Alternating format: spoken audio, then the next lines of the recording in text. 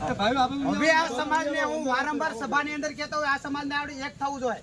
કોઈ એમ કે પાછા વળી જાવ, પાછા વળે કાંઈ નહીં થાય. આ નીતિનભાઈને પૂરેપૂરો ન્યાય ન મળે ત્યાં સુધી કદાચ આખા ગુજરાતના કોળી સમાજને એક કરવા પડશે તો કરવા પડશે. અને હું તો એમ કહું છું કે આજથી સેવા કરવા જવાનું બંધ કરી દેજો, આનો ન્યાય ન મળે.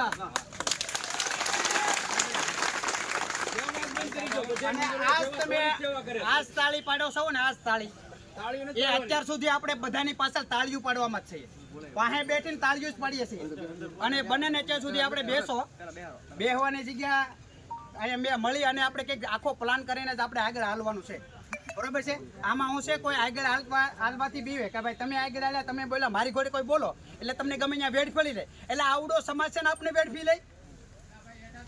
બરોબર? એટલે હું એમ કહું બગદાણામાં આજથી સેવા નથી કરવા દેવી, આની ન્યાય ન મળે તો.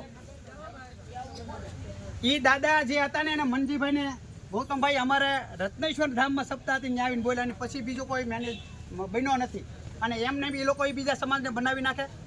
અને મને જ ખબર છે કે આ લડતા આજે તમે બધા ભેગા થયા ને 5 દી પછી ઓલવાઈ જાય તો હું ભાઈ આપણો સમાજ આ ગુજરાતની અંદર ઓછો છે.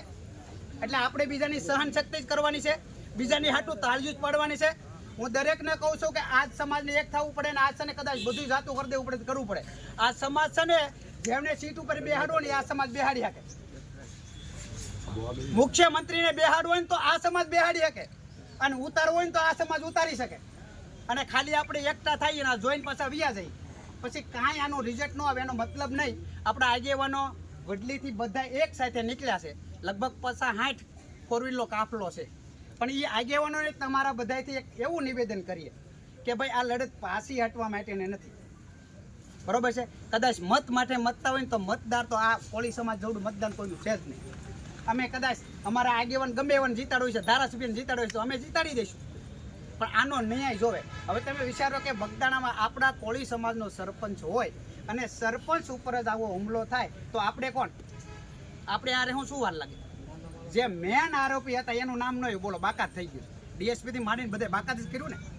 કોણ આરોપી છે? રેકોર્ડિંગ તમે બધાય સાંભળ્યા છે, બધાય રેકોર્ડિંગ સાંભળ્યા છે. ભાઈ જયરાજભાઈ વાત કરે એ બધાય વાત કરે તો એ લોકોને કેમ ન લીધા? અહીંથી ડાયવર્ટ કેમ કેસ કેમ આખો ડાયવર્ટ બદલી ગયો? એટલે કેસ બદલવાને દો, જે મેન આરોપી છે ને બહાર આવવો જોઈએ. અને ન આવે ને તો આપણે કાઢી જવાની તેવડ છે, કાઢીએ. અને હું ચોખ્ખું કહું છું તમને, આ પાછી હટ નહીં કરતા. એક આખા ગુજરાતના કોળી સમાજ એક કરો કરી નાખ. અમથા તમે જય જય કોળી સમાજ કરો, માધાતાના દીકરા એવું કરો. હું કહી દઉં તમે તારે મારી સામે ભલે ગમે એવું હાથ ગોળી ભલે ધરબી દે, પણ પાછો હોટેની બીજો હોય. એટલે પાછળ હટવાને બેહો બધા આપણે એકા બીજી જેને જે કેવું કયો, પણ લડત